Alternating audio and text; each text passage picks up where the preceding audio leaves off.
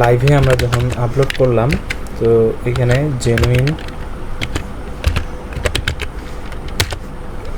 এই ফোল্ডারে আমি হচ্ছে লোড করে রাখলাম।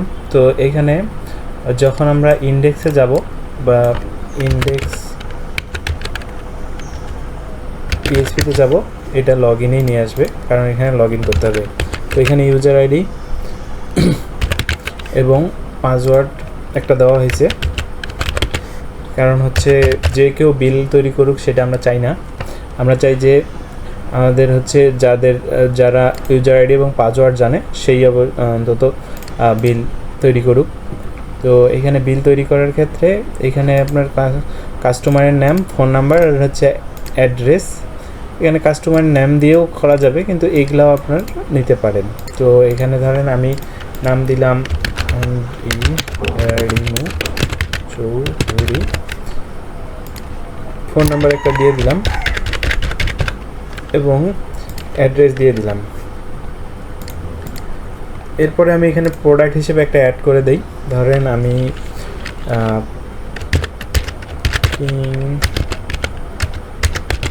ফার্স্ট এর একটা 128 জিবি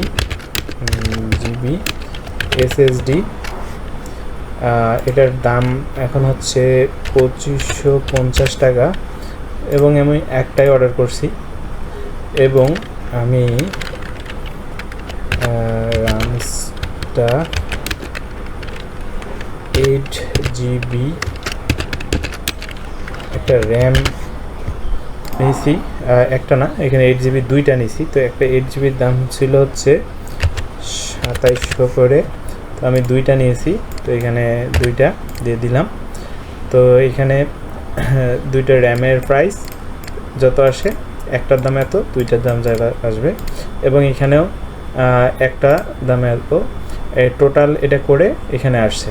এখন কত পেড করা হলো বা কত ডিউ থাকলো সেটা এখানে দেওয়া থাকবে। ধরেন আমি পুরোটাই পেড করা হলো, তো 50 পুরোটাই পেড করা হলো। এবং এটা দেওয়ার পরে হচ্ছে সেভ অ্যান্ড ক্রিয়েট ভাউচার, এটা করার পরে এখানে বলতেছে ইনভয়েস সাকসেসফুলি জেনারেটেড, এইখানে CG5 নামে তৈরি হয়ে গেছে। এখন এটা আমরা প্রিন্ট করতে পারবো। এখানে আবার একটা ব্ল্যাঙ্ক চলে আসছে, আরও নতুন কাস্টমারের রেডি করা যাবে। তো এখানে ক্লিক করলে এখানে আমাকে দেখাচ্ছে এই 5 নাম্বার হচ্ছে ইনভয়েসটা, এই ইনভয়েসটাতে আমাদের এত টাকা, এবং আমরা এটাকে এখন প্রিন্ট করতে গেলে আমি প্রিন্টে ক্লিক করলে আমাদের এখানে প্রিন্ট চলে আসবে।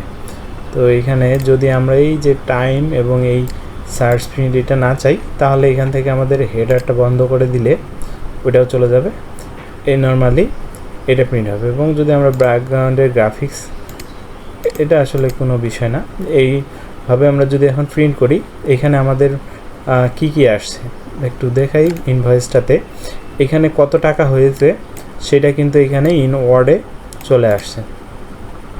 এখানে কবে এটা অর্ডার করা হচ্ছে, ফোন নাম্বার, নাম আর হচ্ছে অ্যাড্রেস এখানে আসবে। এইখানে হচ্ছে এই বারটা থাকবে না, যখন আমরা প্রিন্টে যাব দেখেন প্রিন্টে নর্মালি প্রিন্ট হবে এবং প্রিন্ট করে আমরা দিব, এখানে কোনো ভুল টুল আসবে না। এরপরে যদি কোনো এক্সিস্টিং কোনো কাস্টমারের ইনভয়েস দেখতে হয়, ধরেন এটা হচ্ছে CG5, ধরেন 2 নাম্বার কাস্টমার বা 1 নাম্বার কাস্টমার আপনার কাছে আসলো, তো সার্চ এখানে যায় আমরা 2 নাম্বারে সার্চ করব, তাহলে 2 নাম্বারে যে অর্ডারটা ছিল সেটা আসবে।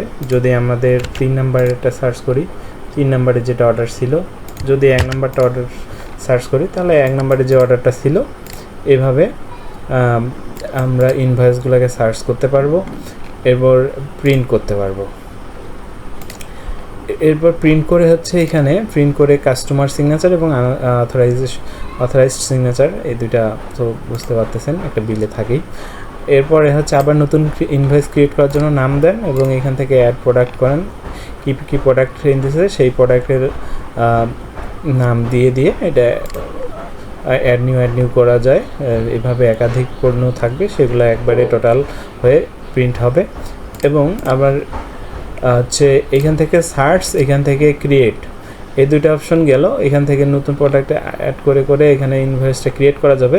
এরপরে যখন শেষ হয়ে গেল আমরা লগ আউট করে দিব। তাহলে হচ্ছে যে কেউ হচ্ছে এই সার্ভারে যায় ইনভয়েস ক্রিয়েট করতে পারবে না।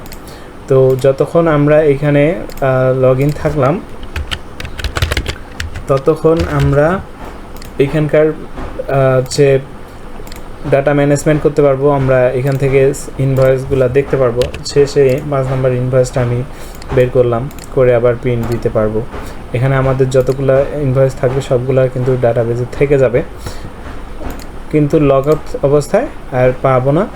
তো এই জন্য অবশ্যই একজন দোকানদারকে তার ইউজার আইডি পাসওয়ার্ড প্রোভাইড করা হবে। সে এই ইউজার আইডি এবং পাসওয়ার্ড দিয়ে ঢুকে সেখান থেকে বিল পেপার রেডি করবে। তো এইটা হচ্ছে এই এই এই অ্যাপ্লিকেশনটার একটা বিশেষত্ব। এই অ্যাপ্লিকেশনটা এইভাবেই ব্যবহার করতে পারবেন। ধন্যবাদ।